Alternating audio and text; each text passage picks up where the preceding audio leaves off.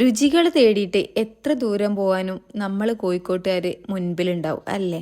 ഏതെങ്കിലും ഒരു പുതിയ രുചി എവിടെയെങ്കിലും ഉണ്ടെങ്കിലോ അതാരെങ്കിലും എടുത്ത് സ്റ്റാറ്റസോ സ്റ്റോറിയോ എന്തിട്ടാലോ അത് കണ്ടിട്ട് അത് തേടിയിട്ട് നമ്മൾ പോകാറില്ലേ?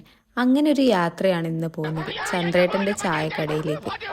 മുൻപ് ഒരുപാട് തവണ പോകണം പോകണം എന്ന് വിചാരിച്ചിട്ട് എന്തൊക്കെയോ കാരണങ്ങൾ കൊണ്ട് പോകാൻ കഴിഞ്ഞിട്ടില്ല. അപ്പോൾ ഇന്നൊരു ദിവസം ഒത്തു വന്നപ്പോൾ അങ്ങോട്ട് പോകാമെന്ന് വിചാരിച്ച് അങ്ങനെയാണ് നമ്മൾ ചന്ദ്രേട്ടൻ്റെ ചായക്കടയിലേക്ക് പോകുന്നത്. പഴയ രീതിയിൽ ഓലയൊക്കെ മേഞ്ഞിട്ടാണ് ഈ കടയുള്ളത്. അതുപോലെ തന്നെ വിറകടുപ്പിലാണ് ഇതിൽ കുക്ക് ചെയ്യുന്നത്. അല്ലാതെ ഗ്യാസോ പുതിയ തരത്തിലുള്ള ഒരു സാധനങ്ങളും ഇവിടെ യൂസ് ചെയ്യുന്നില്ല. അതുപോലെ തന്നെ നമ്മൾ അത്ഭുതപ്പെടുത്തുന്നൊരു കാര്യമാണ് കണക്കുകൾ എഴുതി കൂട്ടുന്നത്. അതായത് കാൽക്കുലേറ്ററോ അല്ലെങ്കിൽ വേറൊരു സെറ്റപ്പോ ഇവിടെ ആരും ഉപയോഗിക്കുന്നില്ല.